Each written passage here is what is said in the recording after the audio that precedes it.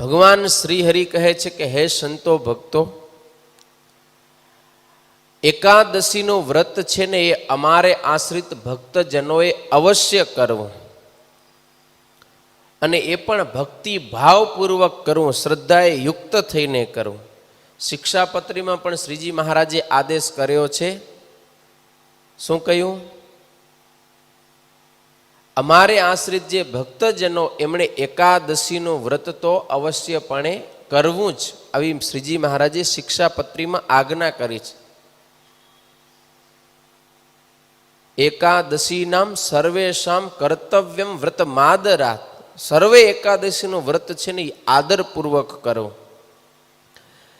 ભગવાન શ્રી હરિ બતાવે છે કે જે માણસ એકાદશીનો ઉપવાસ નથી કરતો એ રૌરવ નામના નરકમાં પડે છે. ને એ રૌરવ નામનો નરક કેવું છે? ગાઢ અંધકારથી યુક્તો અંધારિયું ઘોર નરકનો કુંડ છે એ રૌરવ. એની અંદર પડે છે.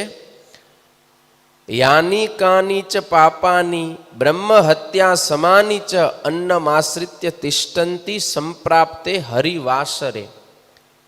હરિવાસર એટલે એકાદશીનો દિવસ, એ હરિનો દિવસ છે.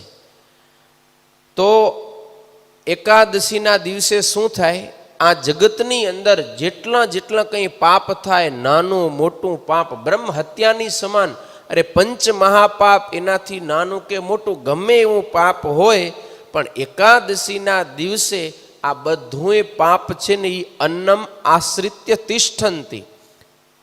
એકાદશીને દિવસે આ બધુંય પાપ અનાજનો આશ્રય કરીને બેસે છે. એટલે કે અનાજ ઉપર બેસી જાય પછી જે માણસ એકાદશીને દિવસે અનાજ જમે એને આ બધુંય પાપ લાગે.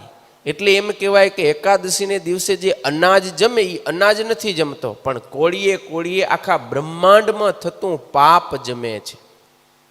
માટે એકાદશીને દિવસે તો ક્યારેય અનાજ જમાય નહીં. એકાદશીને દિવસે અનાજ જમનારો કેવો છે? તો કયું?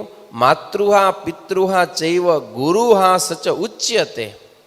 એકાદશીને દિવસે અનાજ ખાય એ તો માતૃઘાતી છે, એટલે માતાની હત્યા કરનારો. પિતૃઘાતી, ગુરુઘાતી એટલે પિતા અને ગુરુની હત્યા કરવા સમાન એને બહુ મોટો પાપરૂપી દોષ લાગે છે.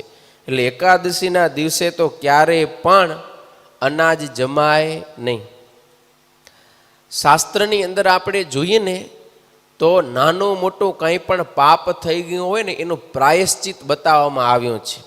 પંચ મહાપાપ થયા હોય ને, બ્રહ્મ હત્યા, કોકના સોનાનું ચોરી થઈ હોય, પછી દારૂ માંસનું ભક્ષણ કર્યું હોય, ગુરુ સ્ત્રીનો સંગ કર્યો હોય, આવા જે ભયંકર મોટા પાપ છે એનું પણ પ્રાયશ્ચિત એટલે કે એ પાપ થકી છૂટવાનો ઉપાય શાસ્ત્રની અંદર બતાવ્યો છે.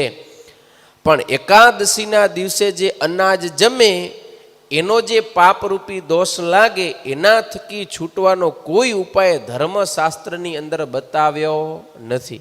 કારણ કે એ પાપ થકી છૂટી જ નથી શકાતો, એવડું મોટું એ પાપ છે. જો આલોકની અંદર કોઈ દારૂનું પાન કરે ને, દારૂનું પાન કરનારો છે એ કેવળ પોતે જ મરી અને નરકમાં જાય, પણ દારૂ પીનારો બીજા કોઈને નરકમાં લઈ જતો નથી. પોતાનું એક કલ્યાણ બગડે, પોતે દુઃખી થાય.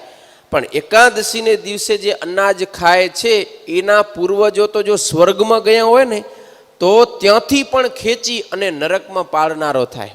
એકાદશીને દિવસે અનાજ જમે એના પૂર્વજોનો ઉદ્ધાર થઈ ગયો છે તો પણ એને ત્યાંથી પાછા ખેંચી અને નરકમાં નાખે.